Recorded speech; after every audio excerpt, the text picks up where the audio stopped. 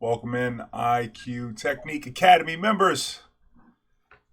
We're gonna have a call. It's tournament week. We have a lot to prepare for. Trying to set lineups, trying to figure out about qualifications too. These lineups will be good even if you aren't qualified. It's gonna be the same format. That event, trying to get some information. Ambam is. Do you know when the qualifier is for the Prom Glory? For the Prom Glory, Friday. it's gonna be on Friday. Yeah, it starts at I think 11 Pacific time. Okay, yeah, that sounds right. I think that's what time the tournament starts on Saturday as well, on the 6th. But three decks.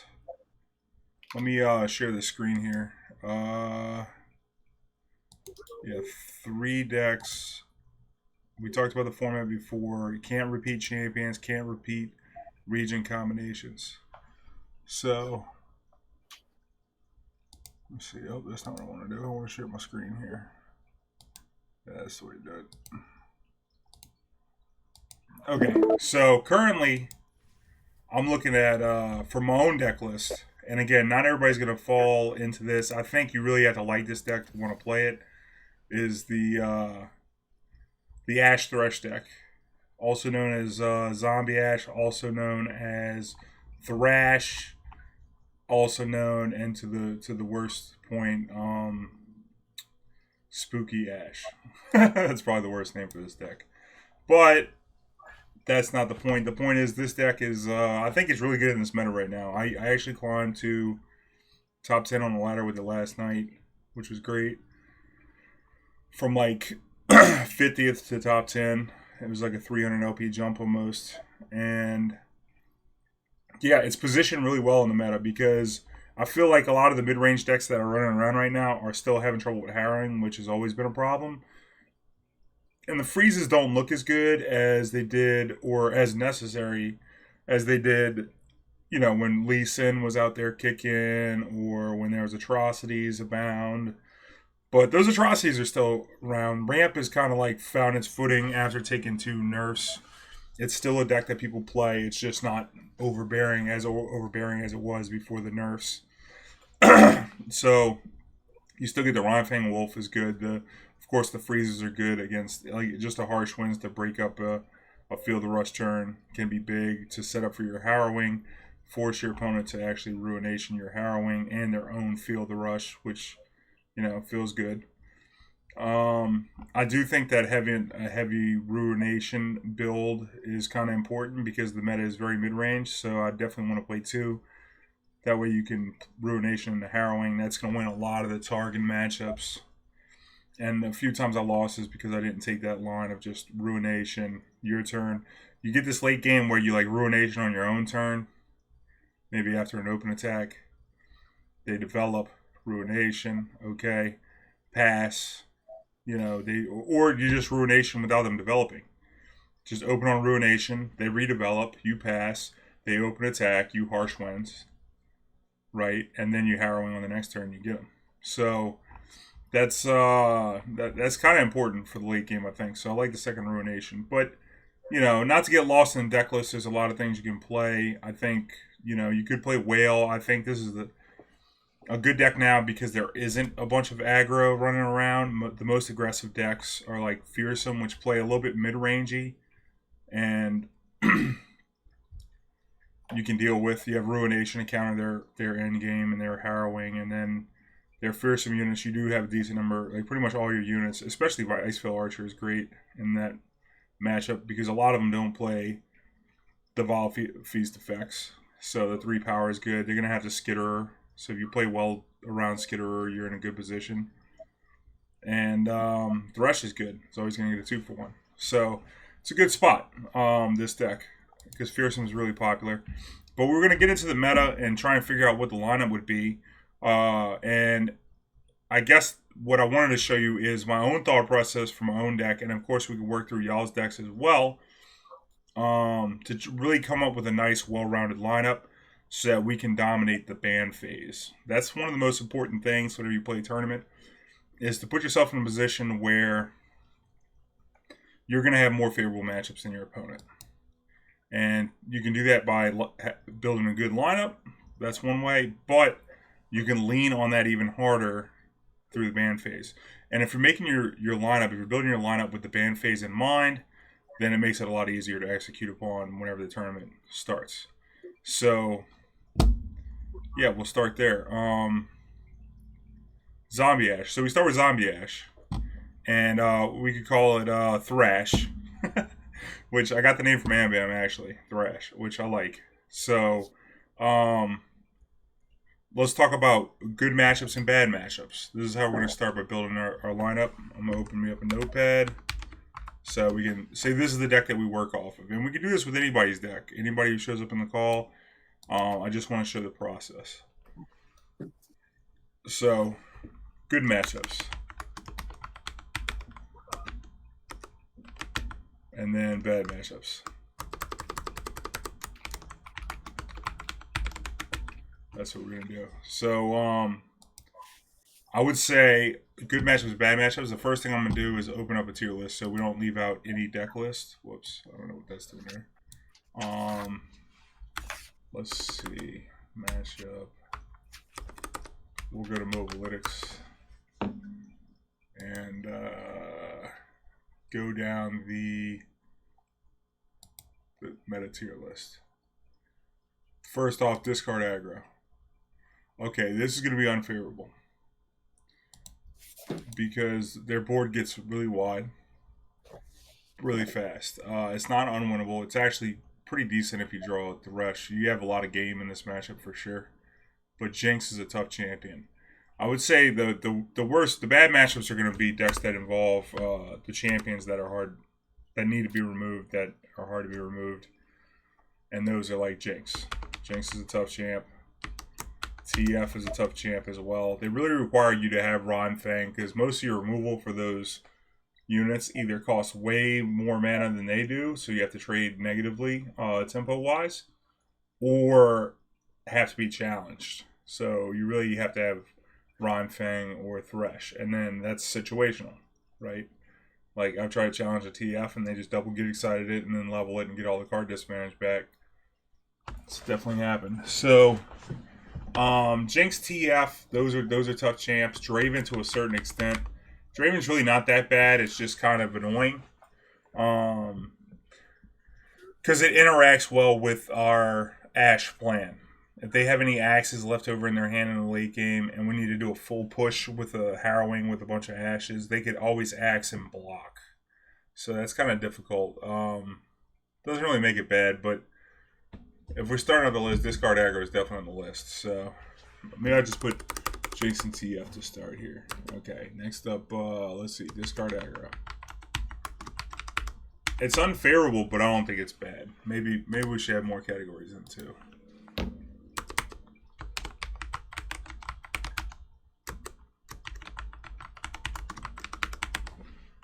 I think that works.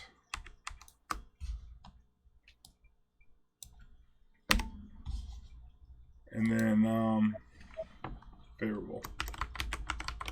We'll do that too. Okay, cool. So then we move down to scouts. I would say scouts is most all of its damage is going to come through combat. The freezes are really good at mitigating threats as well as mitigating relentless pursuit. Because if you freeze it, it's going to be frozen all turn, so it does make relentless pursuit kind of bad. I would say this matchup is favorable, but there are ways to lose it, and that's through misfortune. If you can't remove the misfortune and the misfortune gets to level, it can be very difficult. So prioritizing just removing the misfortune is very important. Scouts. I think it's fine. You do have Ruination as well, so that helps. Pirate aggro, that is a bad matchup.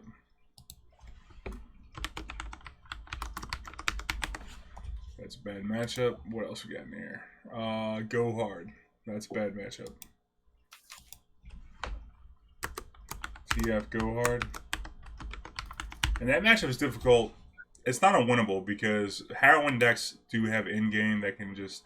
Like, if you're a good Harrowing deck and you can set it up, you can Harrowing and beat this deck if they're off on their pack your bags. But the problem is the Harrowing setup we have isn't like the Anivias that require more than just one go hard to clear the board. They can just go hard all our ashes off of a Harrowing. So, and they can outgrind you. So it's pretty difficult. It's pretty difficult, that matchup. Nox Ezreal. I think that the Nox Ezreal match is actually slightly favored.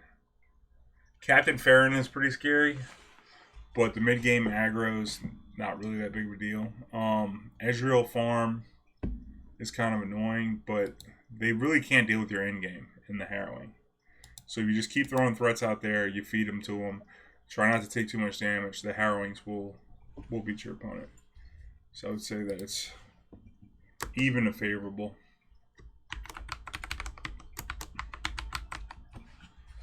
And then I like playing the matchup.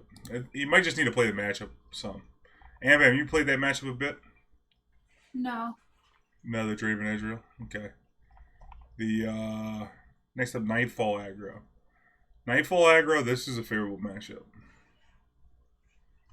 Nightfall aggro. It's one of the aggro decks that isn't too bad because Brutal Steel is really good in this matchup. Nightfall aggro.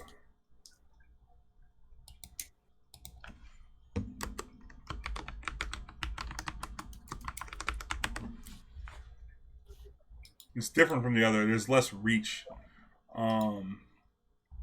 than something like Pirate Burn or any kind of Jinx aggro deck. K-pop Yetis. Okay, that's going to be the Feel the Rush. If not the Yeti version, you can do it a couple different ways. You can play more removal. Either way, it's still a favorable matchup.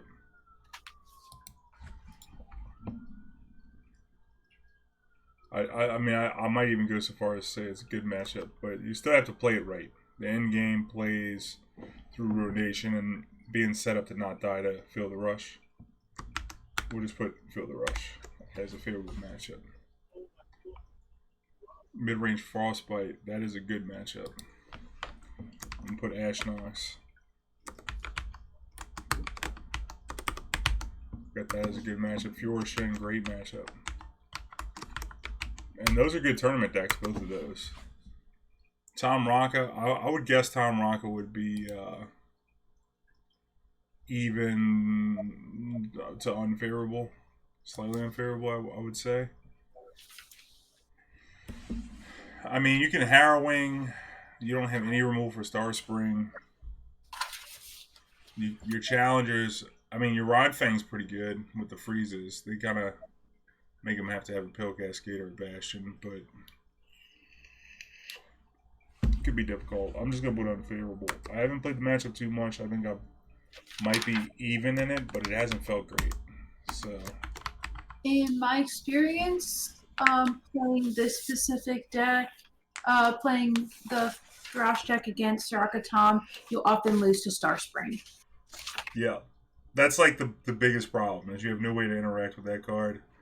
Maybe Ruination on board that's about to get healed, but you know, it's still it doesn't solve the problem. As soon as you Ruination, you still have to close the game in the next turn or two. You know, against a respectable, Kench Soraka player, they're gonna sandbag a self-damaging unit. You know, where they can get the Star Spring back working, and it's tough. Even Tom Kench alone is hard because we don't have any good hard removal. It's like 7 mana Vengeance. So, and I think it could even eat Ash, To you against ones where they haven't got their Star Spring out, I've been able, if you can get the Harrowing off, I was able to win it. Right. Yeah, back at some notes I took on some games, but yeah, if Star Spring's out there, it's you don't have a fast enough chance to win then that matchup there. Yeah. Get it Yeah. off, get the Harrowing off. Yeah, exactly that. That's exactly been my experience too. And I'm just not being able to close fast enough with the Star Spring out there. And you don't have any way to interact with it. And like there's no way we're gonna put Crumble in our deck. So the Definitely unfavorable. Decisive Targan. Ooh, that is a good matchup. That's a new deck. Targan. Just gonna put Overwhelm. That's what it is. The Overwhelm deck with Decisive Maneuver. There are some tricky things. If you understand how Decisive Maneuver works, then you're already ahead of this deck. You could get one stolen from you if you don't pay attention to it, but it's the 5-mana spell that stuns the enemy and gives all allies +2/+0. It is a fast spell, so you can't interact with it with freezes. That buff is going to happen.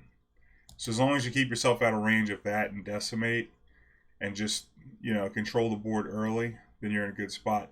Again, you do have that Draven dilemma where it's going to be hard to actually push through, but that's not an issue if you like set up a Ruination into a Harrowing. Sometimes some games go like that. A lot of Draven games go like that when opponents have access, because then they can only develop one unit to block with, and 5 things you're gonna get through. And at best they get House Spider double axe, but that's a big deal to try and defend resource wise, just to stay alive barely, if you even do. So yeah, this is a good matchup. All the freezes are great in this matchup. Sometimes just trade. You should probably just work to trade as much as possible, and be the most important thing when you play these matchups. You're the person with the freezes, so play the freezes after they play their tricks. Note that they have Whirling Death and Pale Cascade, so always be willing to just accept the blocks you make, to where you're not the first person putting something on the stack. You'd rather be the last one putting it on the stack, because that's how you get the blowouts. So don't give that up. Next up, Shyvana mid-range. This is definitely a favorable matchup. Again, these mid-range Demacia decks have always had trouble with Zombie Ash. And the dragons are no different. Outside of Sky's Descent, there's no way for them to stop your Harrowing. If you do Harrowing, they have a couple pumps, Pale Cascade and Sharp Sight, to save themselves from dying. Do watch out for that. If you can paint the game to where you win it on the board a little earlier, that's probably better. To where you don't have to rely on Harrowing as much. But sometimes, if you have to rely on Harrowing, it's still just fine. If you fall behind, the Harrowing can catch you back up. But a great matchup overall. They still have to also worry. They also still have to worry about Ruination, being a mid-range Demacia deck. So, pretty good spot overall. The best advice I can give you in that matchup is, if they're playing, the Invoker, be careful, because they can obliterate your Ash. So maybe sandbag a Glimpse or something to make sure you get an Ash into your death pool. Next up, Vimer. Target Vimer. Pretty similar. I mean, there are removal spells in this deck, and the units are similar. The Heimer with the board going wide, still get white. They don't have any meaningful protection from Ruination either, so that's not too much of an issue. Thresh and Rhinefang both challenge Heimer. This is definitely a favorable matchup. Plus, one of their champs needs to do combat to level up. I'm on the freeze side of that one.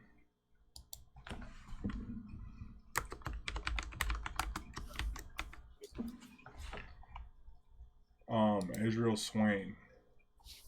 They got that one a little bit lower. This one's also favorable, but you have to be careful, because Swain Leviathan is can leave you in a pickle pretty much. Having 2 Ruinations is very helpful to break that up, but you still have to make sure that you don't get bled out by early pressure and House Spider and Sentry and Pickpocket or whatever they're playing, really. Ezreal grinding you. Still gonna have to play smart, but I do think it's favorable. Again, these decks have trouble with Harrowing, but one way they can beat that is if they strand 3 units in play with a Swain and a Leviathan, or if they have a bunch of burst spells with leveled Swain and leveled Ezreal both in play, because they can get them stunned. So you want to try and avoid Swain being comboed with either leveled Ezreal or Leviathan for your Harrowing turn.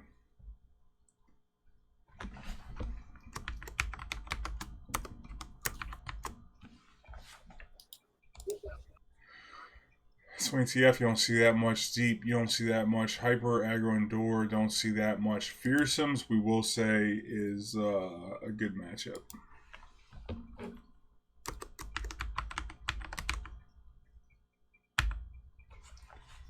That's a good matchup. And the rest of these decks really aren't decks. Spooky Karma is a bad matchup. I don't know that people were playing that, though. Possibly in tournament, but we haven't seen it on ladder in a bit. Yeah, it could. Yeah, it could be popular in a tournament. It's something I'm considering playing potentially. So yeah, I think I don't think I left anything out. That's the majority of the meta. Mid-range Targan, I guess, is its own thing, but that kind of falls in similar with Shyvana mid-range.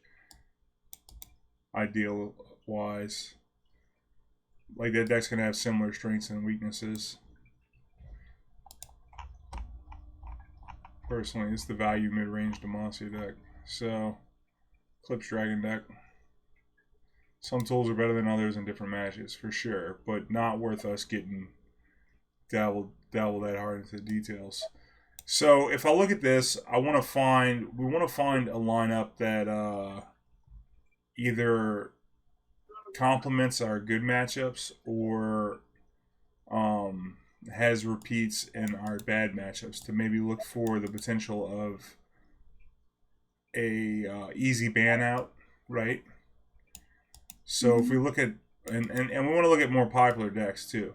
So basically, if there's something that this deck is really good against, that's a popular deck, we should play something else that is also really good against that same popular deck, or we should find something that is really good, really bad, as bad against a really popular deck. So this deck is perfect for that because we have a good example here. TF Go Hard is probably the most popular deck in the meta right now, and that's a bad matchup for this deck, which normally would be an issue. You know, if you're trying to ladder or things like that. But the case is here we could actually just look to ban out that TF Go Hard. We could do that. So we would want to find decks that TF Go Hard are really good against and see if they mesh well with the rest of our lineup. And then we could maybe try to make a strategy like that. Same thing with Fearsomes. Now, Fearsomes can be played alongside the TF Go Hard as well. So it's not that crazy to think that a lineup will have Fearsomes and TF Go Hard. They're two of the most popular decks right now. They're actually number one and number two, I think, currently, in the last 3 days. At least Mobilytics on the ladder. And that's what you gotta, I mean, you gotta take that for what it is, while also having a very good proactive game plan. So, starting with that idea, let's see if we can find a deck that is good against Fearsomes, but also bad against TF Go Hard. That's like a good place to be.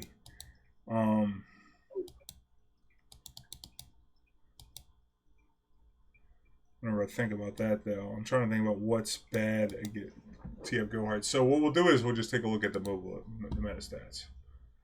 This is kind of cheating, but we're going to do it here. Archetypes.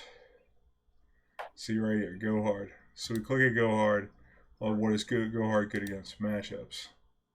Really good against Ash Sejuani. Okay. That's a deck that might be good against Fearsomes. I'm not sure. I haven't played much Ash Sejuani. And the thing about it is we can't Ash Sejuani because we're going to Ash Thresh. Not a problem in this tournament. What's that? That's not a problem in this tournament. No, you can't repeat champions, right? You can't repeat champion combinations as far as I know, but not you can repeat champions, I think.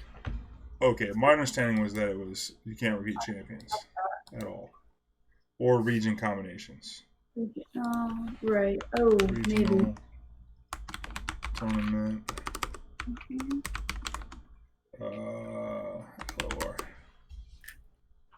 Yeah, no. Oh, no duplicate champions. Okay, that is true. Yeah. Yeah, otherwise I'd be playing multiple Aztecs for sure. Yeah, this is one of my favorite champs. So I'm looking at it like this. This deck also looks like it's good against Leona Asol, which I can see. Mid range Demacia, Draven, Casino. That's definitely true. What else we got here? Scouts, slightly I find favored. Was that? I find it funny that it has a negative against Zombie and Nivea because when I played Zombie and Nivea, the only deck I consistently lost to was The Go the Hard T. deck? Yep. Yeah, you know, it's funny because I don't know. I don't know how much Anivia you played, but I was playing the Go Hard deck. I was one of the early adopters of that deck. Um, and I remember playing against Cephalopod or somebody on the ladder, and they were playing the Anivia deck. And I just got destroyed. And I couldn't believe it. I was like, man, I can't believe we just got destroyed like this. And so then I started playing Zombie Anivia one day. And I played a whole day of Zombie Anivia. And I was just beating that deck all day, the Go Hard deck. And I'm just gonna say, like, I think it has to do a lot with um being patient, right? Like you have to be patient and you wanna like bait out their Go Hard in a weird way. Like the pack your bags. You basically gotta make your harrowing not land on the pack your bags turn, similar to how Zombie Ash works. You want to force the game to where they have to pack your bags earlier, and generally that's done with like double Anivia board if you can pull that off. And then once they do that, you just bury them with the harrowing, while also not dying. So yeah, I can see there's a lot of play to that match for sure. But I think the overall end game Anivia is good against that match. Although there has been adaptations to that deck, and you might have experienced this of them playing Ladros and Atrocity. Is that the versions you were losing to? No, I think I was losing mostly to just I could never get around pack your bags. I could never bait it out earlier. Right. So um and then I could never play. And if I did try to The play heroin, heroin. get ruined. Yeah, it would They just would ruin. ruin it and then pack your bags, or ruin it and then red card. Yeah, it just never worked out. Yeah, it's tough. Those Shadow Isle matchups, those grindy Shadow Isle matchups, they're tough. But there's a lot of play to them. Like Glimpse Beyond is one of the most important cards, honestly, on both sides of that matchup. And being able to just have more cards is great. So you can get outdrawn, and their deck does have a lot of draws. So I could totally see losing the matchup. I think if you can make it to the end game though, and it can set up a good harrowing, and they don't have the answer, then you're pretty good. But they do have a lot of draws, so yeah, I can see it being difficult. It says it's kind of close here, 43%. It's not like something like this, 30%, or which this is bad stats really. Like worst matchup here, yeah, like Ramp is killing the Go Hard deck. Anivia less so. Now I do think, were you playing Catalyst version or no? No. See, Catalyst is what I was playing in mine, and that's why it was probably having more success too. Because the Nivea level 2 would be turned on a lot sooner to start breaking their boards. Because once you start breaking their boards with the attack, 2 damage is going to wipe their board. Then it really they got to keep coming up with the flow of cards. Pretty much. So I did like that from the Catalyst. Even just getting the Nivea down on turn 5 because they play Fortune Croaker and they have a lot of stuff you can soften up for whales. Their boards are really fragile. So you get that Nivea like out there thugging around early. It's pretty good. But regardless, I think that's a good point. Deep. It looks like Deep is kind of close though. Which that would be my guess. I feel like a Deep versus Go Hard would probably be pretty close. I can see Deep losing hard to pack your bags with really just going wide early. I can see a Deep deck having trouble with that. Not to mention the Ruination that some of them play. So I don't know. Overall, here this matchup. Looking at this matchup table, we want to find a. This is good against Fiora Shen. So maybe that would be one that's considered. Fewer Shin's also a nice tournament deck because people like to bring ramp decks, and it's nice to have a deny deck in your list that might force your opponent to ban the deck with deny in it. Like if they have a greedy double harrowing strategy or something, they might be focused on getting rid of Fewer Shin. That's one thing I also like about playing the Zombie Ash deck, because even though it's a harrowing deck, its game plan is actually very good against the Fewer Shin or Demacia in general because of the mid game's hard for them because all their removal involves striking, which looks very embarrassing if you have freezes and you leave the freezes up. Yeah. So, but I don't anticipate anybody to play Zombie Ash in the tournament. So, as much as I've been streaming it, nobody ever believes me. So, I like that the Fewer Shin is a possibility as well. Since we're going to plan on ban the Go Hard, that also solves some issue with. It also gives you a double dip as well. So let's move back over here. Fewer Shin is probably a good number 2 deck here for a couple reasons. Because Fewer Shin, where's that open with? Also unfavorable TF Go Hard.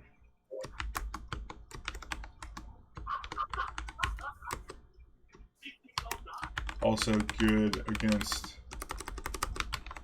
ramp or Filthy Rush.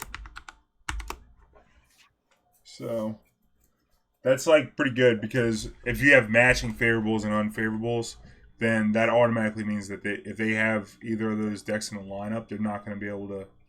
If they have a ramp deck in their Filthy Rush deck, they're not going to be able to ban out that. And if you can follow it even further with a third one, whether it's good or favorable against Field of Rush, that would just basically have a deck that you're targeting. That's one step off of just being like, we're targeting that deck. Which is a good deck because it's good against the best deck. I mean, the most popular deck, the TF Go Hard deck, a ramp deck. Like, people would play ramp deck over, or a Nivea even, over your,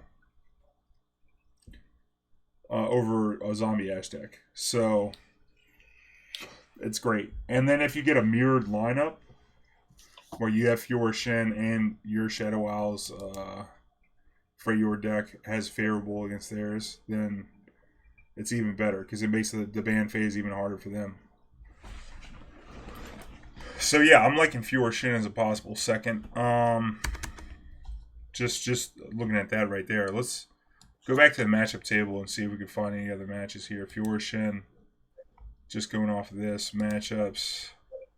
What else is it favorable against? Also good against it. This is not right. I don't think Fewer Shin is nowhere close to good against Ash Sejuani. I don't know what's up with this percentage here. And it says it's bad against ramp. And it says bad against ramp. That is insane to me. Oh, this says scouts, which isn't even true either. Scouts is definitely bad against this match and good against this match. It says that scouts up here. Let's see what they have for Lower decks. down, you see Fewer Shin on the list of what it's good or bad against. So Interesting. Let me see. Let me check out Masters. What they got? It's a low win rate Masters. The deck's kind of not looking too good. Here's one right here. 64% with this list. I know Sultai has been playing something different. I don't know. He's like the Fewer Shin person in the top 10. And they've been playing something else. So, makes you wonder. Laurent, I've seen this. Seen this one in here, yeah. I like the double bright steel.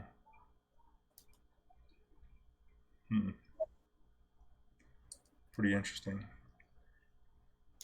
Laurent is interesting. Yeah, this deck has a lot of spells and sometimes it's light on units, so I'm not surprised to see this card in the list. The regardless, I feel like its win rate's not going to be that good, but these matchup tables don't look right to me at all. and now they won't even load. So I know what I know about this deck. Let's see. Maybe they can tell us more here. Nope. Overview. It won't say. Your personal stats and deck insights with overlay. I don't think that's gonna help.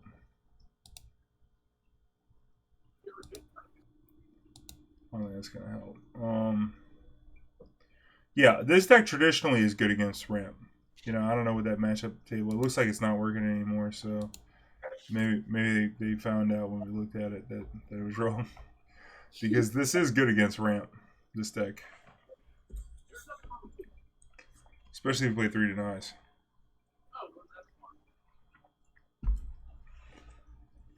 So it's even better now than before because Trundle's a little nerfed.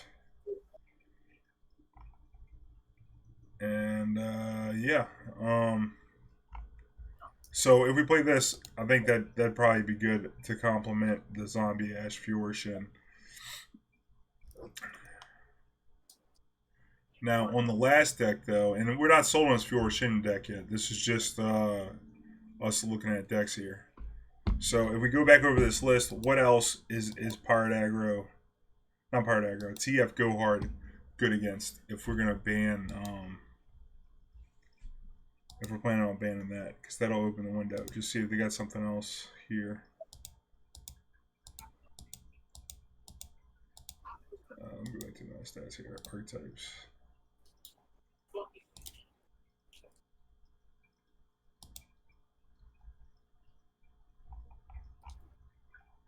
Matchups. It says it's also good against Draven Ezreal. I agree, although I have lost this game quite a bit recently. When I was testing it, it was felt easy, and then lost a couple close ones. I felt like I shouldn't have lost, but it's good against that. So maybe that might be a good one to play as well. The Draven Ezreal. Just a solid deck, a bunch of removal. The Tri-Beam version here with the Draven Ezreal. I don't know if it's better or worse than the Swain version, honestly. I know I follow BBG a lot, and he plays one than the other, one than the other. I think the advantage to this version is it can get a little more aggressive with the Draven. The Swain can plays the control role a lot more often as Leviathan. This is Captain Farron. I do like the Tri-Beams with the multiple 3-drops. Sentry's great. Ravenous Flock's still a card. So you get to deal with a lot of stuff on a lot of boards. This deck does have a problem with some decks, though. So we'll see how it lines up. But that's a good place to start because this deck is unfavorable against that. I mean, if you told me that I wouldn't have to play against Go Hard ever, then Draven Ezreal would probably be one that I would look at. And it's probably what I'm going to end up playing on my stream tonight, too. Draven Ezreal, also unfavorable. TF Go Hard. Let's see what else it has in common. Because I haven't played the decks that much. I will be playing some tonight. Do you have any experience with the damn bam? No, not at all. Okay, Draven Ezreal matchups. Says that unfavorables are Tom Kench. Okay, I believe that. Unfavorable also fearsome. That's interesting. Yeah, Fearsome usually beats its ass. Yeah, I believe it. I believe it.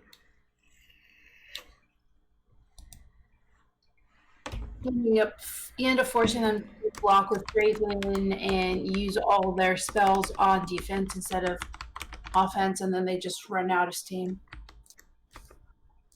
Yeah, I can see that. I can see that. Tom Raka. Well, let's see if they. That's not the best place to be because Zombie Ash, I feel like, is pretty good against the Fearsome deck. I would say good. Favorable for sure.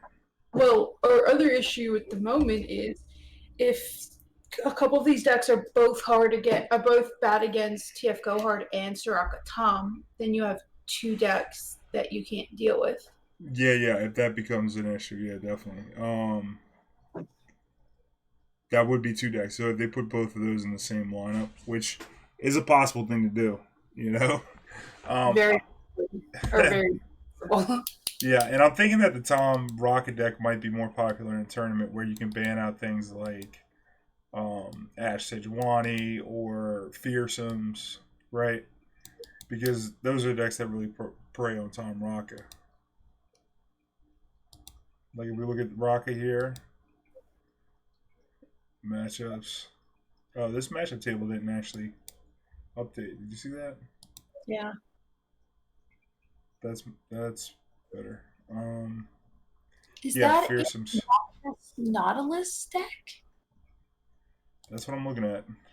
What is this? It doesn't exist. Yeah, it doesn't exist. Yeah, I don't think Noxious Nautilus exists. See, now that's another way you could attack this. Instead of banning the TF Go Hard, you could target it as well, which might be something that people try and do. I think that's the second layer of it. Okay. And the way to do that is probably to play Tom Raka. Play Tom Raka, blazing the gap against the Go Hard, especially if you play your own Go Hard, because you'll at least have an even matchup because you're playing the mirror. You can even tech your deck with like don't play the Gangplank version, play Triple Elise. You know, make sure you're ready for the mirror. Next to a Tom Rocket, so that's a good point you brought up, Bam Bam. Not to you don't want to fall into that trap either, because we don't really like the Tom Rocket matchup for Zombie Ash. It is winnable, but we don't like it. So maybe Draven Ezreal is not the best fit, but it does fit the bill of if we're going to ban Go Hard, this might be a place to be. That could leave us with a bad matchup, but that's okay. If you have one bad matchup, that's okay, because the thing is, what does their lineup look like? It's TF Go Hard, Tom Raka. What's the last deck? It doesn't. Well, the problem is if two of your decks can't beat two of their decks, then let's say we ban TF Go Hard, and Yeah, then we won't be able to beat Tom Raka because like if we bring a fearsome right. deck, There's another step past they that you're ban missing out. Right. You think maybe Fearsomes is the third deck?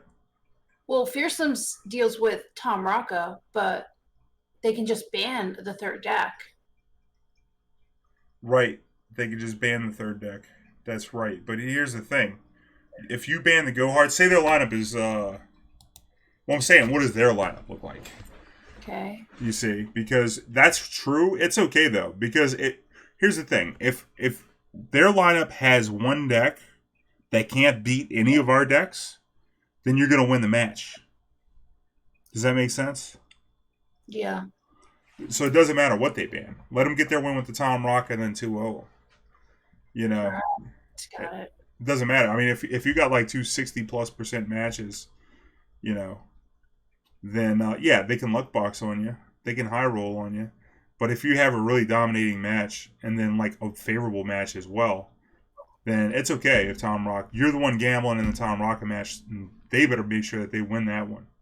You know, if you're banning the Go Hard. So and just to give a better example of that, because that has happened before too. Um, they have TF Go Hard. They have Tom Raka. Their last deck is probably Ramp. It could be any deck though. It could be Ramp. It could be like Targan mid range. What's the goal of playing TF Go Hard and Tom Raka together? If you're targeting something, then that's probably Draven Ezreal that you're targeting, right? Mm-hmm. So then they let that through. You ban off half of that though. So maybe they're fully going hard against this Draven Ezreal. What does that last matchup look like? What deck could that possibly be? Let me go back to this page because I haven't, like I said, I haven't played it much. Matchups. They play an Ezreal deck, maybe a Swain Ezreal. Swain Ezreal beat Draven Ezreal? Why is it saying that this is one of the best matchups? Oh, yeah, this is a good matchup, isn't it? Am I tripping? I thought that the Draven Ezreal was unfavorable against Tom Raka. I could be wrong on that, though. Because I was playing Tom Rock and I actually lost to Draven Ezreal recently. But that was kind of weird, though. I didn't have a Star Spring. That had a lot to do with it. It's saying that it will beat Tom Rocca. Yeah, and it'll lose the Fearsomes, which we know that's for true, and we know it's also bad against this. Yeah. So maybe we just got I put bad info here. But if we were just to get to the idea of it is like if you have TF Go Hard, you have Tom Rocca, and you have say Ramp as your third deck, right? Like Field of Rush. If you go into that and you have a deck that is bad against two of their three decks, but you're force banning one of them every time, so we ban the Go Hard, but say we got a bad matchup with the Tom Rocca, then they'll have that good matchup there. But the thing is as long as that deck that you have that's weak to Tom Rocca is good against their third deck, then they're the one that's actually stranded. Because their third deck can't beat any of your decks, right? That's the spot you want to be in. That's the spot you want to be in. You want to at least be 50%. Like if you get a bad matchup there, but you have a good matchup. First of all, the thing that they're going to do is lead with Tom Rocca. That's what's going to happen. A lot of players do this. They're going to lead with Tom Rocca because it's got a good matchup that it can get. If it's got an even matchup, then they're going to try and get that they have the most chance of playing against that deck if it goes up there first. And when they do that, you just throw out your deck that they always go for it because it just makes the most sense in the mind, I think. Does that make sense? Like logic, I've just seen it happen in tournament after tournament after tournament. I'm not saying everybody's going to follow this logic because you could obviously take it to the next level, but I think first and foremost, if people have even matchup across the board, but they have one favorable matchup they can get, or like say they have an unfavorable matchup and a favorable matchup that's a possibility, I think they're always going to lead with a chance of trying to get the win with the deck that is the most exposed. Like if this Tom Rocca is left over after the ban phase against a deck like Ash Sejuani or one of its really worst matchups, whatever that is, then they have to lead with it every time because they need to try and get a win with it to where it never has to face the bad matchup, if that makes sense. So you always are from the bad matchup first. It's really important for bans. Does that make sense? Yeah. Like if you have deck A, let's see if I can try and put this in a graphic. B and C, and then you have and they have A, B, C. B and C, and then if you're A and a different capital and lowercase be different. If you're A and A, say both of these get banned, right? So if your B is good against their C and it's good against their B, or it's like even because it's the same deck, right? But your B beats their C, then they really can't lead with the C. They really shouldn't. They should probably lead with the B. But the problem is if they lead with the B and they get this 50-50 and they lose it, now their C has to beat your B and your C. So they're going to have to go through this bad matchup. But their C might have a good matchup against your C. Or at least even, right? Mm-hmm. So they probably are going to lead with their C, lowercase, to try and get that capital C versus lowercase c matchup in the first game. But you just crush them down with that because you come with the B and take your free win against their lowercase c. Does that make sense? Yep. And the best that they could ever get in the first match is a 50-50 with the mirror match, right? But then you're on even playing field. So whatever you bring, make sure you know how to play the mirror. That's also important, especially if it's a meta deck, which is probably likely. It's good to have one solid deck in the middle. That's why I think Go Hard's going to be one of the decks that I play. Just because it's just a solid deck in the middle that people will play. It also tracks bans, being a very popular deck as well. And if you diversify your lineup, and it could get wins even when it's in a bad situation.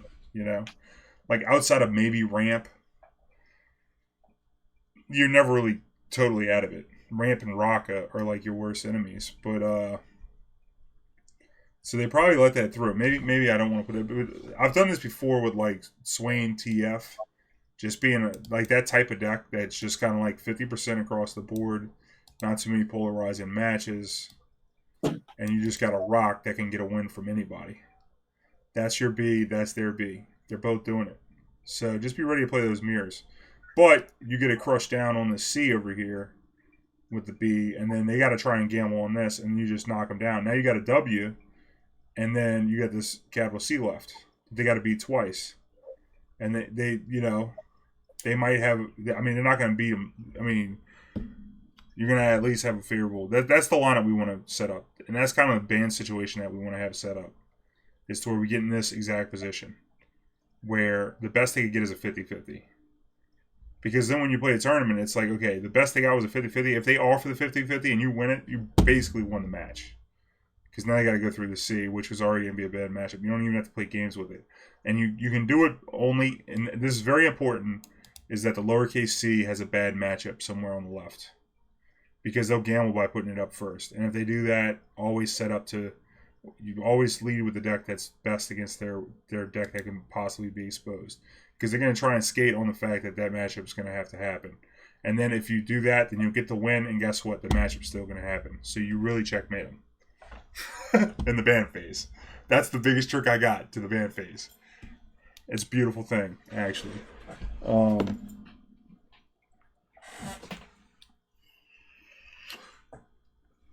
Now, this situation isn't always going to arise. It's kind of like playing chess, you know? Like, people don't always open the same. So, things will be different. Deck lists will be different. This is what we want to try and establish, though, which is why we pick these lineups where they either target something or they let something through. It's a little easier if you come with a lineup that can let a deck through. But it's only good to make a lineup that lets a deck through if it's going to be a deck that's popular, right? Because what happens if you're like, oh yeah, I built my lineup because I want to play against this all day, and then you don't play against that at all day? Well, your lineup might be looking funny. Not saying you're not going to be able to get wins, but your plan didn't really bear out. So to be most effective at doing this plan, we want to do fearsomes, probably. Because if we look at this list, that's probably the most popular deck of the good matchups that the Rash deck has, the Zombie Ash deck, right? So let's take a look at fearsomes. We want to find decks that are good against the fearsome deck. It's not this one. It's not Tom Rocca. Shocker. Okay. Refresh this page. Okay, worst matchups. They say Draven Teemo, which is discard aggro. Which I could totally see discard aggro being good against fearsomes. I feel like it's like 50-50. Like, whoever gets ahead faster. Right. And, well, I think with that being, I mean, Skitter is probably the best card against this deck, coming from the fearsome side. Mm-hmm. And Doombeast is pretty good, too. But this deck should be getting on the board way faster. I mean, there's 1 mana 2/1s, and like the fearsome deck is like 2 mana 3/2s. So this deck can like triple 1-drop them.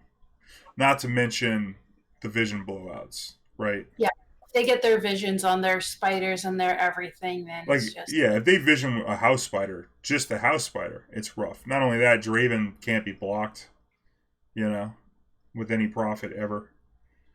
And, like, that deck also doesn't have any removal meaningful. Like, outside of Callista plus Black Spear or Callista's Black Spear. Super unlikely removal, right? And so, like, even Jinx gets to run wild when the board stalls. And, like, Experimenter is also huge, too. So, I could totally see this deck just wrecking fearsomes. Yeah, if you don't have a good opening. But that's like that's more of a discard aggro problem than it is a fearsome, or talking about the matchup. That's just an inherent thing if you decide to play discard aggro, is that this deck has some fail rate. Same thing with Casino. When I like playing Casino, you do have Jury Rig and Puro Cannon. These are cards in your deck, and so sometimes those cards just suck, Or sometimes you draw Flame Chompers when you're trying to top deck. So if the synergy doesn't play out for you, then it can be difficult. The only cards that are very independently wealthy are like Jinx and Draven. Even crowd favorite's going to need a board. So, Vision doesn't do anything by itself. So yeah, that's why they said this deck needs the high roll. But I guess more specifically, the deck actually just has to synergize well. It is hard to break up. It's not like the Fearsome deck's breaking it up any meaningful way. It's not playing Avalanche or Whale or nothing crazy like that.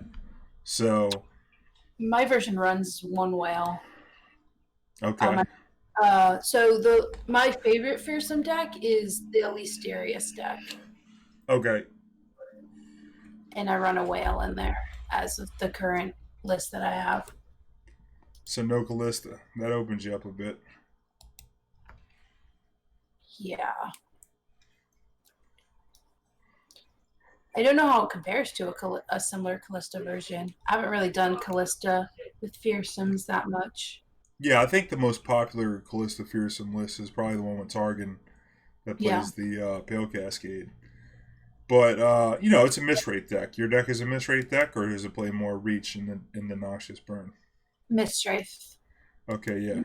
So you're pretty much just splashing just for Darius For and Darius, House and Spider, maybe we have the Precious Pet, and Precious that's Pet.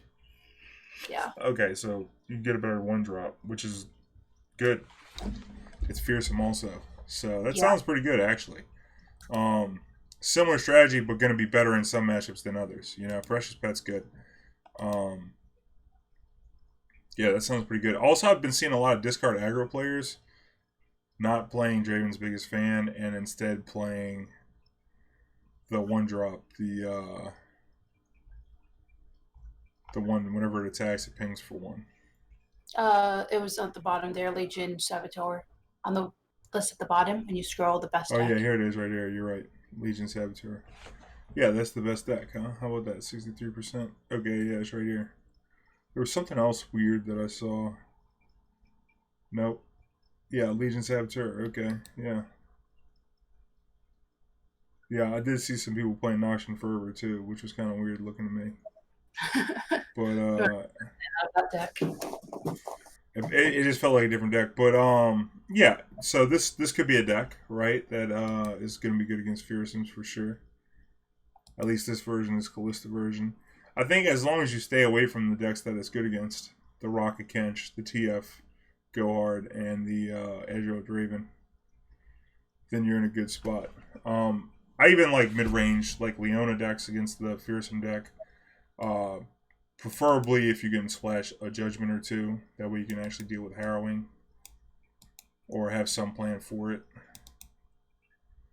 But monster boards, I don't know. I don't know exactly what the best third deck was. Fjord Shen, it feels like that should be at least even with the Fearsome deck. Yeah, deny for Harrowing, and you have enough Fearsome blockers and repost. That the Yeah, best way they can get you is going wide. Furshin's annoying against this for sure.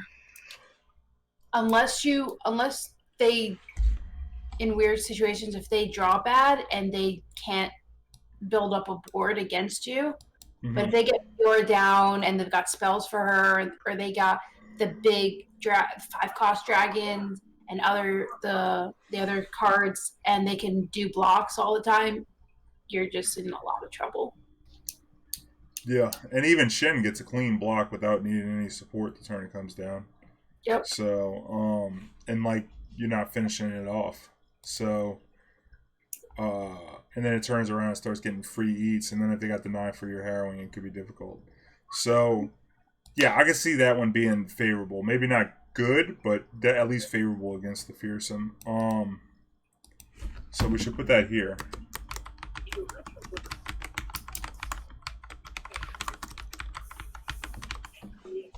That has been my experience in that match as well.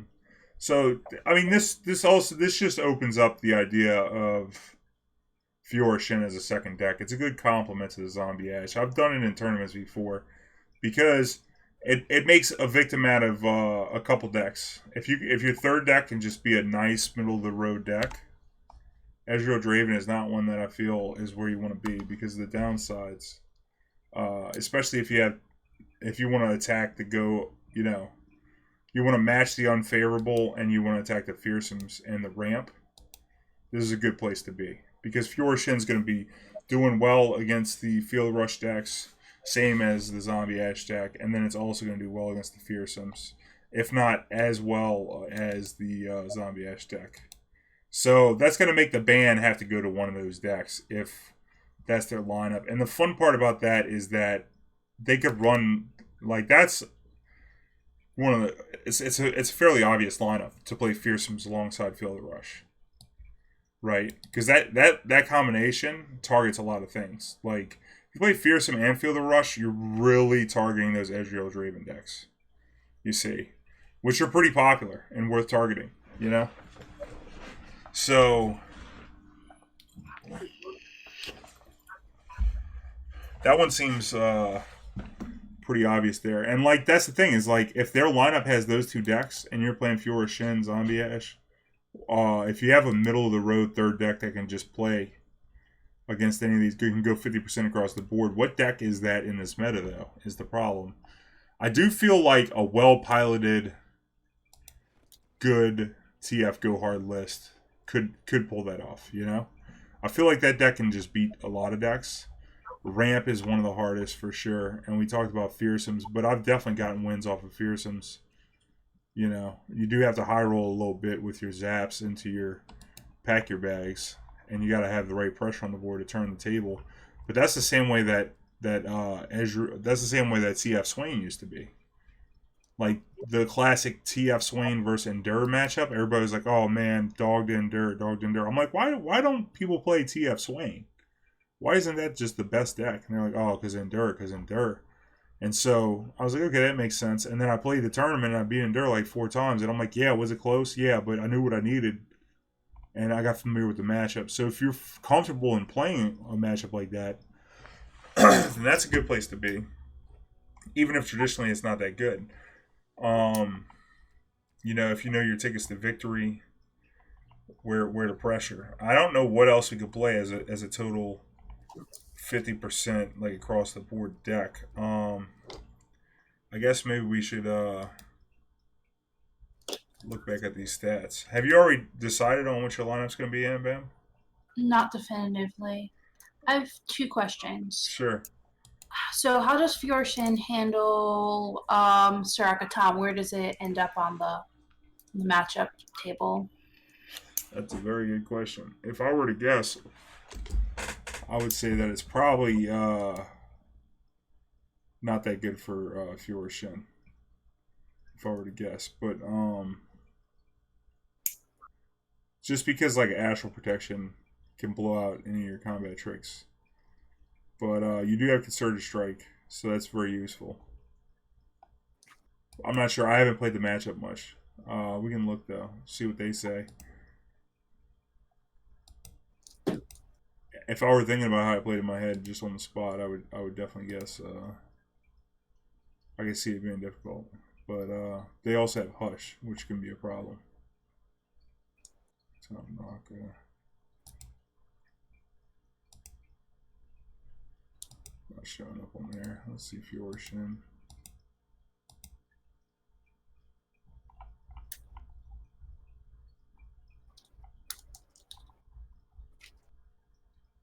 So they got a couple different stats here with Fiora Shin.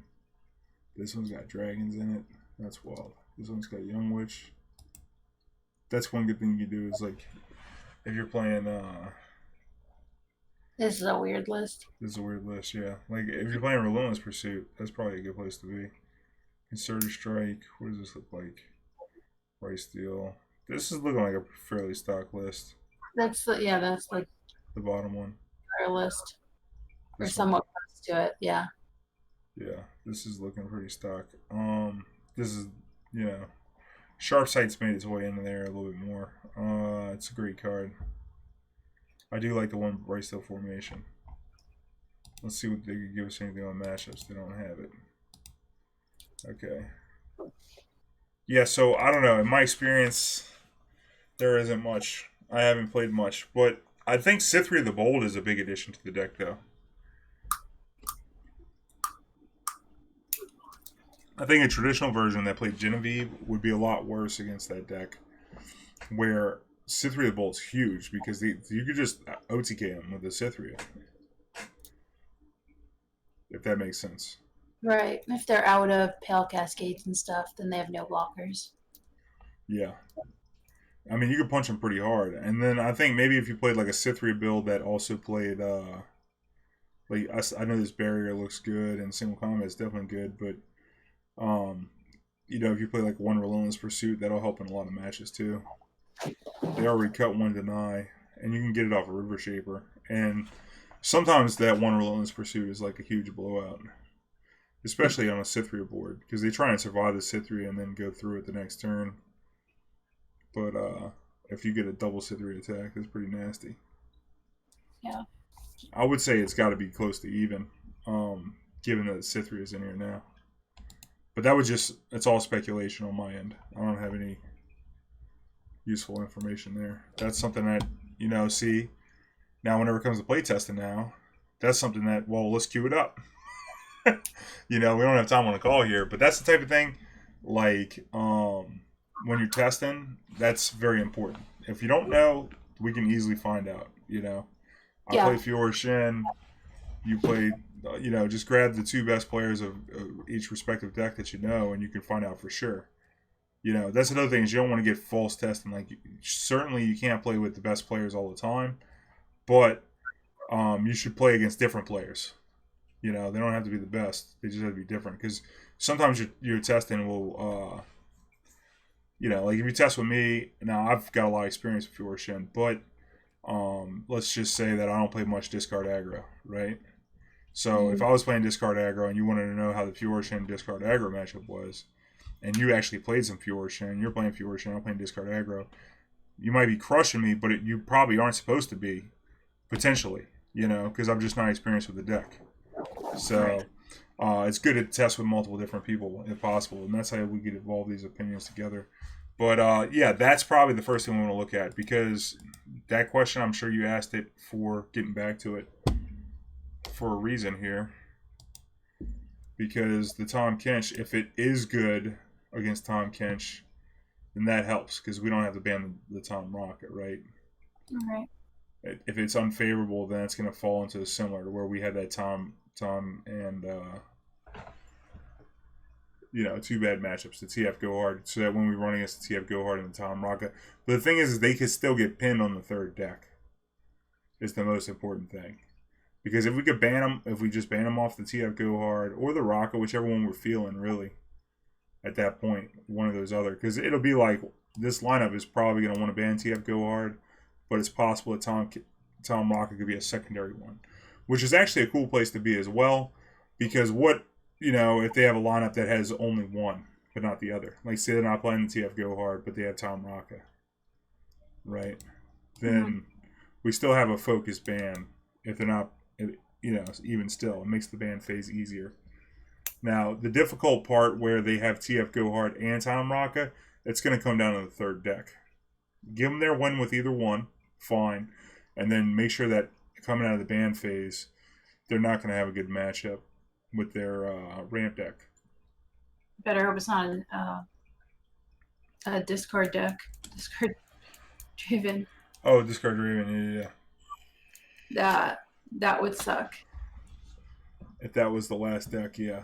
I could see that actually being a good lineup there. Discard into TF Go Hard into Tom Rocket. The thing I'm thinking right now, though, is that I don't think that Tom Rocket is going to be that popular.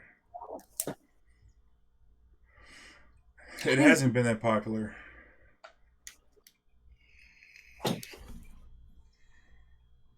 But it's a good deck. It's actually a deck I'd like to play, honestly. But the thing about it is, Tom Rock is not going to be good. It might be good next to the Zombie Ash deck, but I feel like you're giving up a lot of the advantages that you have with that deck. Right? Like, Zombie Ash is killing Ash Nox. Right? It's crushing Fearsomes. You know, it's favorable against the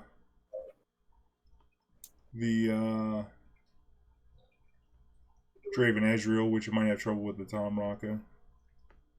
All the flocks and stuff. Nightfall aggro is another one that's good against Tom Raka.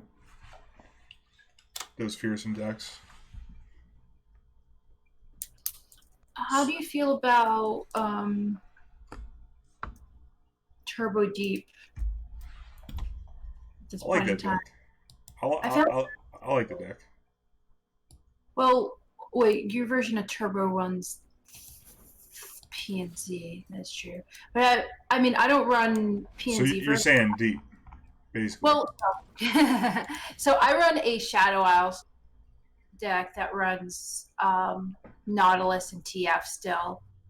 Oh, Uh, so you're not playing Maokai. Nautilus TF with Shadow Isles. right. Okay. Um, I find, I mean, I've tried all different kinds of deep decks, but Nice. currently, right now, I'm finding the TF version better or handling better than the Maokai version. But I guess does deep in general have a place in this tournament? Yeah, I think so. It's honestly a deck that I've thought about, either the turbo style or this, and I think it also, um, if you're fine with it just being bad against aggro, I think that deep is a good place to be. I think the TF version is probably better against aggro than any other deep version. The Maokai's are really slow, so There's way too much removal for Maokai right now. Well, at least for ladder right now. yeah. The one advantage I think from having the Maokai is if you're trying to target those big Anivia decks or the big Field Rush decks, turbo leveling a Maokai is a serious win con Yeah. against those decks, right? Like if you level it before you play Field of Rush, then what are they going to kill you with? You know. So I think that's one advantage to the Maokai. But I mean, we're just dabbling in details here on what kind of deep deck you want to play. You know, you said it yourself. You played them all. So, and there's a lot of them. And then there's the PNZ version as well, which I think what I like about this deck is probably the TF. So I just have never thought about playing the Shadow Isles TF. Although, if you played TF and Shadow Isles, you'd still get the Dead Bloom Wanderer, which is nice, right? Yep. So, you still get some draw. I mean, Yeah, I mean, doesn't so there was a time when I was playing it where people just let it's not right now. It was the beginning of one of the seasons recently where people let TF survive and TF went off because nobody cared about TF in that deck. But it doesn't do much for the draw outside of Solid. TF isn't there to get flipped per se. right. But It's just sometimes like it happens. Yeah. so right now he hasn't been getting flipped. And like I played this a little bit in the last few days. He hasn't been getting flipped because people just won't let a TF run loose right now. Yeah. People. I think TF is hurting people's feelings right now in that other deck. So, Yeah. it's just like Mountain Scry. There was a while where that card just ran around and everything was cheap. But now it's like it comes down. People are get exciting in that thing. It's like just it has to go right now. You can't save one man off that card anymore. Yeah. Where back in the day when I was playing Braun Goat Herder, that card was running around wild, crazy, and free. So,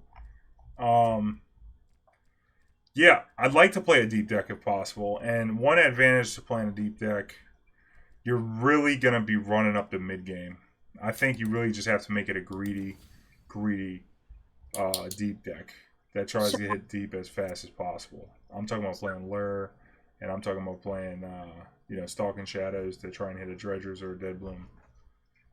so like the version that for your tournament that you suggested, like it Yeah, just all the way deep and don't care about anything else. yeah. Like this list I'm showing right now, I would cut the whale and play something else. Like I wouldn't even try. I would just try and go all the way deep as fast as possible. If I was gonna be greedy like that, I also would definitely, 100% play the Beast Below, Uh-huh. which complements that version, but then is also a great mid game blocker. Like if you can play his turn 3 off of a Bank Lure the Depths against Fearsome, then you're gonna have a hell of a game. because you'll be able to block twice with this thing. Right. You see what I'm saying? And then, Yeah. like, if you block with it once on turn 3, here comes the Abyssal Eye. Now, that can block 2, but it already slapped you for 1 and drew a card. Now you're like a jettison or 2 away from just going crazy.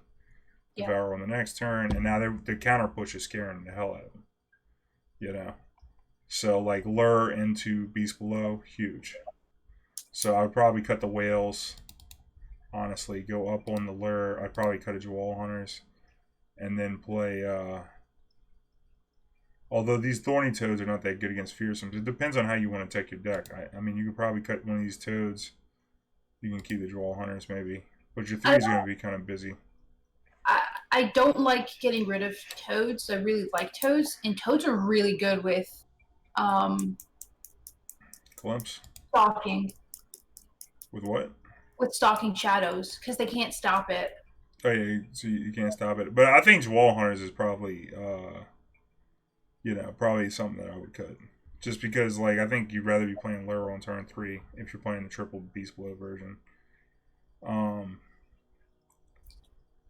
Probably something like this. And, maybe this version's going to be even better if we play TF instead of Maokai. But the thing I like about Maokai is that it comes down, like, it's a wrecker in a lot of those late game decks. It really does, like, against the Field Rush. So then, if your deck is with Maokai and it's the turbo hit deep as fast as possible version, then they're really stranded, because if you have this, Zombie Ash, and say Fiora Shin, then their deck is a serious. If their lineup has Field Rush, they're a serious victim, big time. And it doesn't matter what their other 2 decks are at that point. You let that one through, and whatever their other one is, just ban the worst one for you. At that point, you get the pick of the next 2, because you're licking your chops. You're probably gonna get brick walled right there. You're gonna brick wall that Field of Rush deck hard. Right. And that could also include possibly the Zombie Anivia deck as well, of the same region, right? So you're really going hard against that region combination, Shadow Isles, Freljord.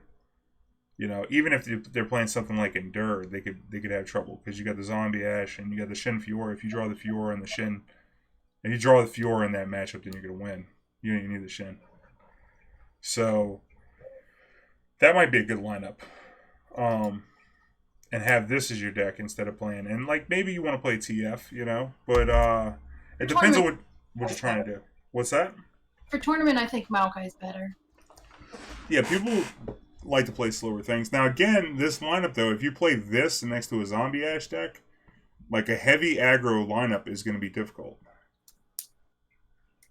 It's going to be difficult, big time. Like, say they play Pirate Burn, and they play discard aggro, and then they play, I don't know, Fearsomes or Scouts or something.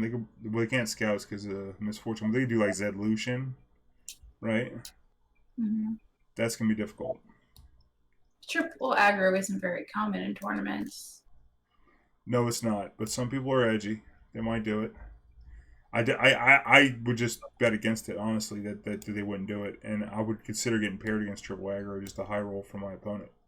Just off the rip. And, like, the thing about it is you can still beat those decks. Yeah. It's just going to be harder. Like, Zombie Ash can have a good curve and make it to Thresh, right? If you can curve into Thresh, then you're fine. Yeah. We got to add something else to this deck, though. What was I doing? I got the whales to play and Jewel Hunters so I can get that extra lure. Something else I wanted to put in here. I don't remember what it was.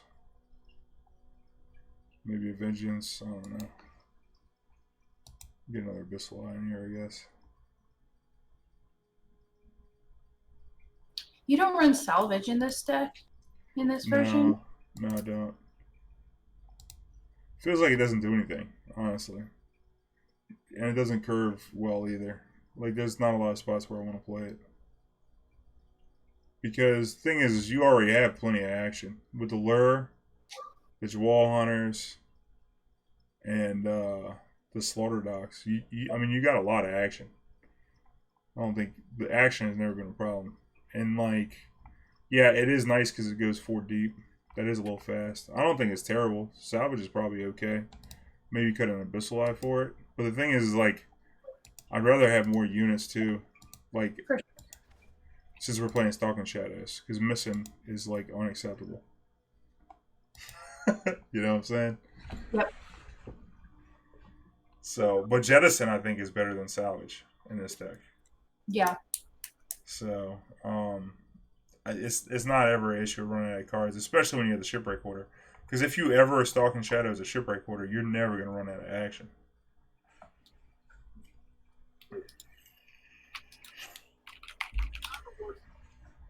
So yeah, maybe that's a good way to go. If you maybe play the deep deck and then play the Ash deck and then you play the Fiora Shin deck and then now you're super targeting the ramp deck. While also, hard banning the Traveling Gambler or whatever you want to call the deck, Back Alley Poker, or whatever they call the deck, the TF Go Hard. It's probably a good place to be. And it doesn't have to be those three decks. Obviously, this meta is the most diverse meta I've ever seen in any card game in my whole life, and I've been playing them for a long time. It's really incredible how balanced and how many decks there are. Enjoy while it lasts, I guess. We just come off of two bad ones, so we're due for a good one, and I think this was a good one. And so it makes it kind of hard, but then also you can just look at popularity though. But I think coming with a lineup like that is you end up with two aggressive decks. Proactive decks. Like Deep is very proactive and Fusion is very proactive. So the Zombie Ash isn't that proactive, but does have a very, very good end game. And can get the ball rolling early. I like that deck a lot. I really do. I was telling people on the stream last night, as a matter of fact, that because the biggest question is why play this over the other region combinations? That's what everybody wants to know for the seasonal tournament, especially because you can't copy a region combination. So it's like, why play this over the Anivia deck? A lot of the cards are the same. What's that? Anivia decks take too long. Well, that's one reason they do take longer. Are hard end time, so there's no extra time with these games. Yeah, there's also actually a time limit on these rounds as well. But I think more importantly is that this deck plays cards before turn 6. Yeah. You can just Sentry into a Conley Tavern Keeper, overheal 3 into Ash, and just start jamming on whoever. And Anivia's proactive play starts on turn 6, and it does 3 damage total, if possible. So sometimes opponents stumble, and being able to just pressure them early is huge, because then by the time they try and catch up, you're already set up for your end game. So if you lean on the best, defense is a good offense, they say.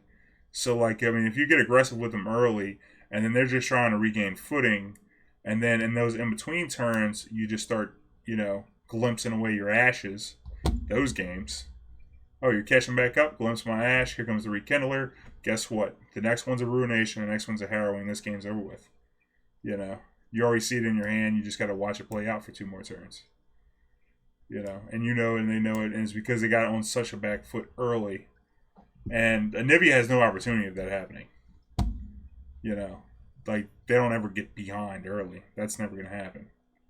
So, and even if they did, you didn't have any closing potential. The deck just doesn't have it. It's like the closing potential is not there. Sure, a full boarded Harrowing Anivia, sure, hard to remove. But that's not what the deck's about, honestly. And it doesn't close that fast. You get out heal it. Those mirror matches are ridiculous. With all the healing on both sides, especially if they both play Catalyst.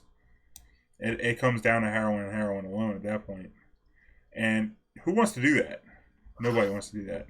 So there's a lot of reasons to play this over that deck. And then even more against the Field of Rush deck as well.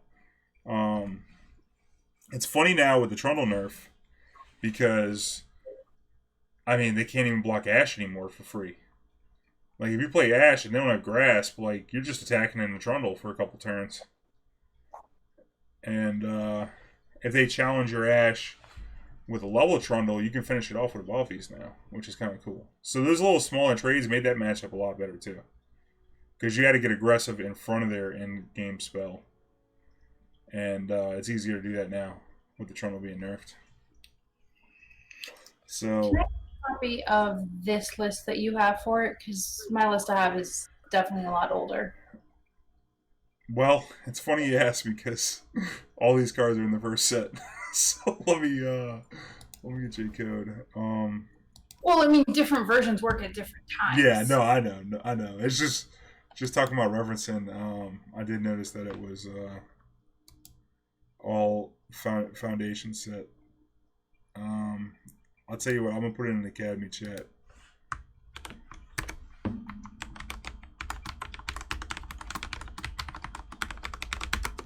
The only difference I'd make, I put the avalanche in there as a small hedge, and it's the type of thing like if you put whale in your deep deck, it's that kind of hedge. The avalanche against the abolished water decks or discard aggro as a possible one of to sweep. Tournament one ofs, you know how that goes. They're pretty good. Uh, maybe your opponent plays weird around them. Well, they don't have deck lists with this one. Actually, they do now. They do? Somebody told me that in my stream last night, and they gave me the information. How do we know? LOR seasonal tournament because they put out some more information about it, and they're doing a 5 minute prep period before the match. Yeah, but the same way they showed us um in the gauntlet how it runs. Right, but And in the gauntlet they only gave us 1 minute, but now they're giving us 5. And somebody said this was a month ago. A bunch of people were telling me that yesterday. Like I'm talking about like big tournament players. So I believe it. If they told me, I believe it. It's like Rattling Bones and Cephalopod and these guys who grind tournaments. So I know they're on top of it. Because in Emotional, who's at the top of the ladder, they got in my chat yesterday. So I didn't get a link, but maybe we should try and find a link for that. The I don't know, I'd like to see some like official something from yeah, Riot. let's No, see. one way or another for sure. Yeah, Legends of Runeterra.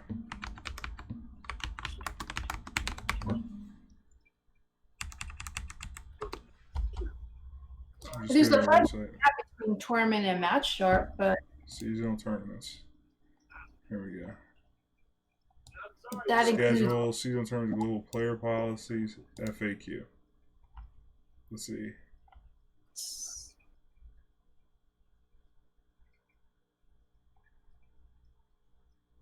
Tournament message. On day one, players will compete in best of 3 matches using combination rules for seasonal tournaments.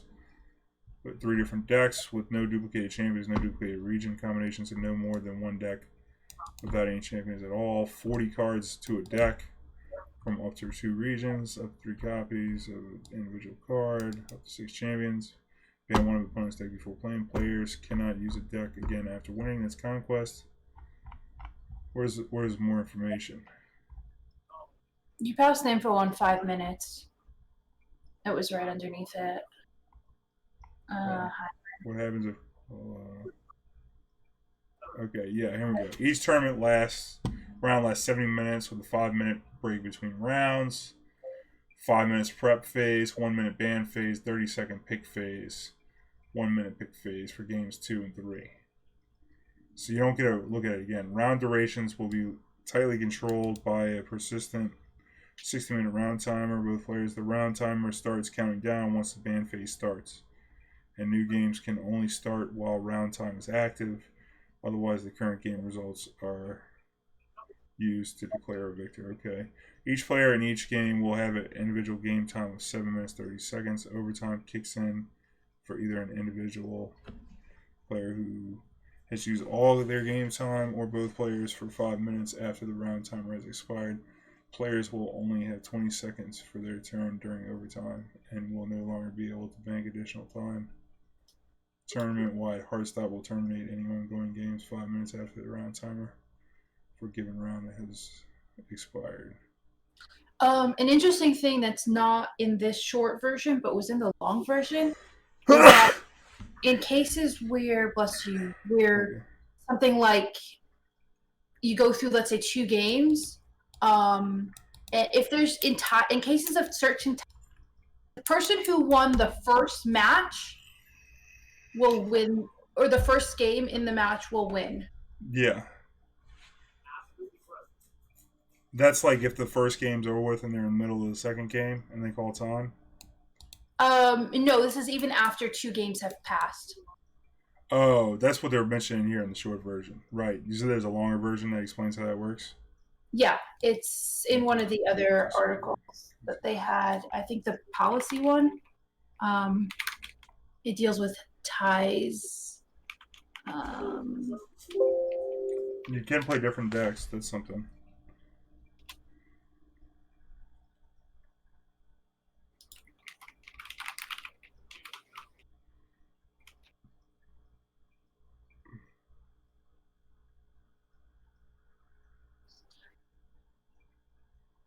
turn time, game time.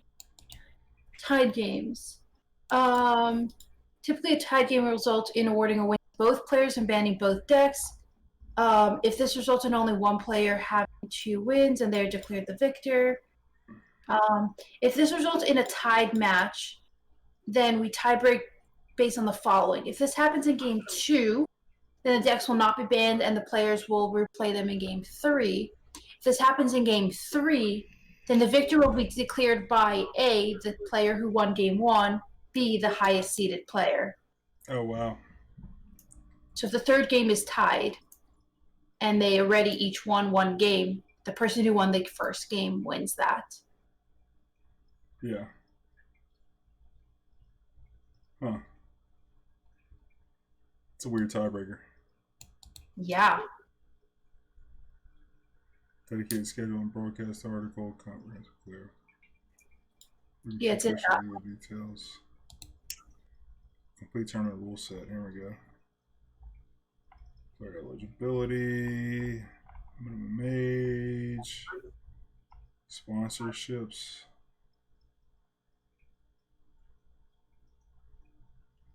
As long as they are otherwise in compliance with the rules and restrictions set forth in this section. Interesting.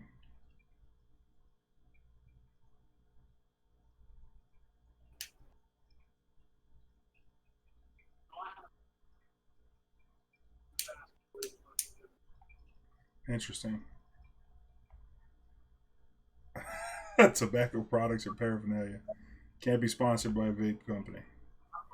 Alright. Apparel. Anyway, that's not important. Player conduct rules. Okay, unfair play, hacking, match fixing, unauthorized devices, unsportsmanlike conduct, unprofessional behavior, abusive behavior, harassment, discrimination, criminal activity.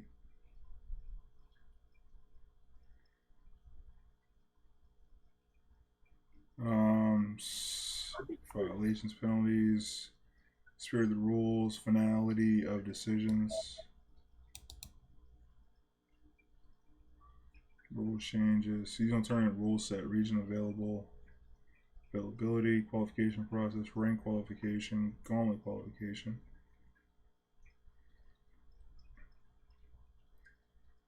Qualified waitlist cut for ranked players will take place at midnight on the Friday of the last chance gauntlet. Mm-hmm. So that's actually Thursday at midnight.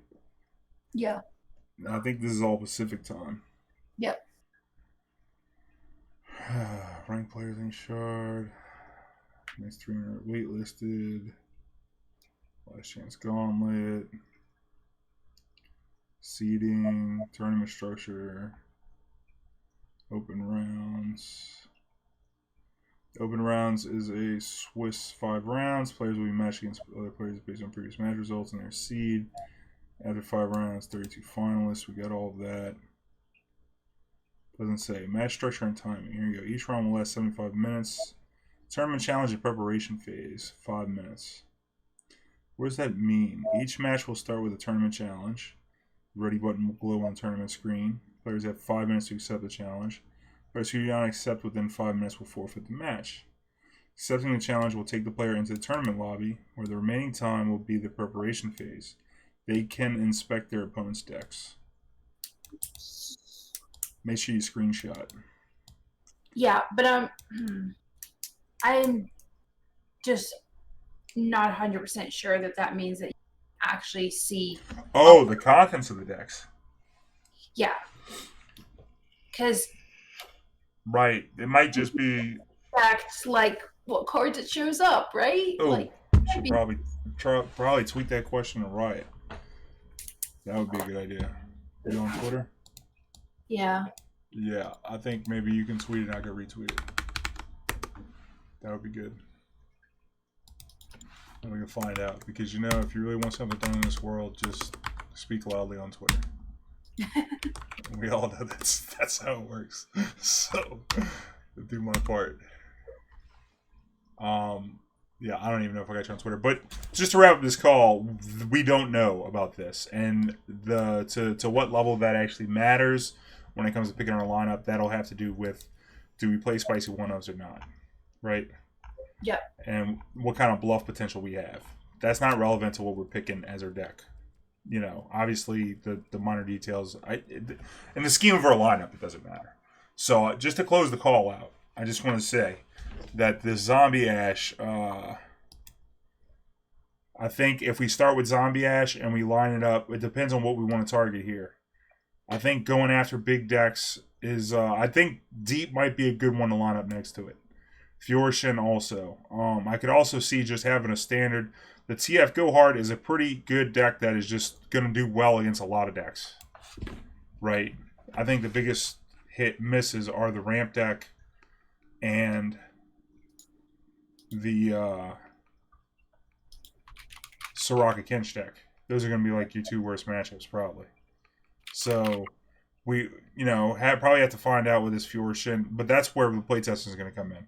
And that's what we're still doing. So for the time being, see, I couldn't come up with a final lineup, but if I had to lock one in today, it would definitely be Zombie Ash, and then I would more than likely play Deep, potentially with TF, and then I would play Fjorshin. I think Fjorshin alongside Zombie Ash offers a lot against any lineup that plays ramp. So maybe playing Deep instead of Go Hard clears that lane also. Because Deep can also beat the Soraka Kench deck. Like, it can beat that deck. Yeah. So, because you could Maokai him, that's big. They don't put enough pressure on you early, right? So, you come up with this big turn where they got to block a bunch of stuff. It's going to be difficult. And if you really want to play something crazy like a Ruination in that deck, you can too. And then the Fjorshin's there too. And then if you have a greedy deep list, that really is terrible for any ramp deck. And ramp is natural prey to the most popular decks, so I would not be surprised if there's one in half the lineups you play. If not ramp, we're talking Anivia control, right? Yeah. The Freyr Shadow Isles, it's going to be that or the other one. Possibly Endure, right? But that falls more into a fearsome category. So yeah, Deep, Zombie Ash, and Fjorshin. I think he's just preying on the ramp decks hard. And you could slot out the Fjorshin and go in a different way as well. And I think with this particular lineup, you just would ban their Go Hard deck every time. Whether it be Spooky Karma. If they're playing Spooky Karma and Traveling Gambler, that's gonna be tough. But you're gonna try and make a victim in their third deck. Because you can only ban out one of the two. And that goes back to that B versus C, C B A from earlier, right? Whenever it comes to the ban phase, you want to get in that spot, even if you do have a weakness, and just try and mitigate that weakness as much as possible in your card selection. So if you do this, you're going to end up with trouble against aggro. That's like one big appeal to playing a Traveling Gambler, or whatever you want to call this deck, with Fjorshin, because Fjorshin could be an aggro deck too. Not the best, but can.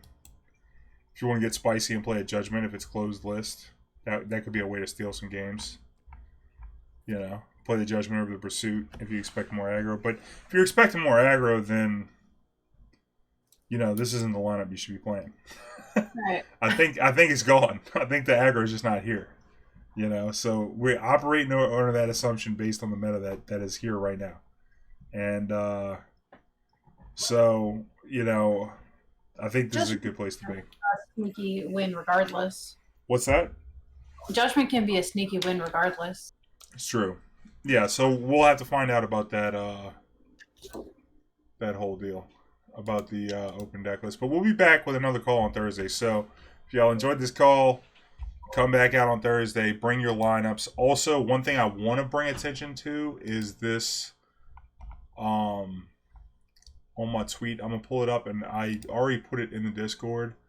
So make sure that y'all check this out. I made a Google form for people to submit possible lineups, but right below that tweet is another one with all the responses. So if you click the responses, it'll pull up. This is a bunch of deck lists that people submitted, 50 or more different lineups.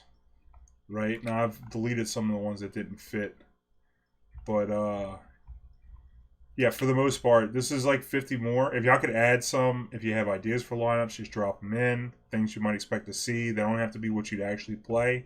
Go into the first tweet, fill out the Google form, drop the lineup in there. You're going to help everybody that's using this tool. And the way you use this tool is once you get your lineup, we're going to practice the band phase. You can do this by yourself. You don't need anybody else to do it. Be like, okay, pull up, oops, row 2, GPTF, right, Elise Callista, Shinfiora. You look at those three, what do we ban? Right? And then we look at our lineup. Is there a big weakness here? This could also be implemented in your preliminary lock-in on what your lineup's going to be. So say, like we said today, Zombie Ash, Shin, Deep. Run it up against this.